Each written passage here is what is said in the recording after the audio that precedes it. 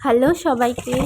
তো আমি আজকে তালের বড়া বানাবো, সেজন্য প্রথমে তালটাকে ভালো করে ধুয়ে খোসা ছাড়িয়ে নিচ্ছি। খোসা ছাড়িয়ে নিয়ে এবার অল্প অল্প জল দিয়ে তালের রসটা বের করে নেব। তালের রসটা বের করা হয়ে গেছে প্রায় আমার। এরপর দিয়ে দেব সুজি, চালের গুঁড়ো, আটা, দুটো কলা, 2 কাপ চিনি। অনেকে অনেক কিছু দেয়, নারকেল থাকলে নারকেলও দেওয়া যায়। আমার হাতের কাছে যেগুলো ছিল ঘরে আমি সেগুলো দিয়ে বানাচ্ছি। তো এরপর মেখে নেব, মেখে নিয়ে আধ ঘন্টার মতো রেখে দেব। সুজিটা দিয়েছি সেজন্য। এবার এখানে অল্প তালের রস রেখে দিয়েছিলাম, সেটাই দিয়ে দিলাম।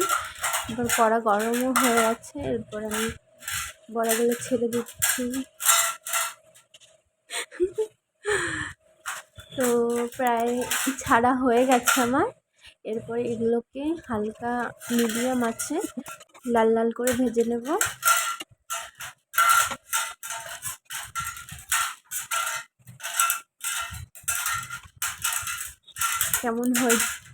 কেমন হয়েছে সবাই জানিও প্লিজ।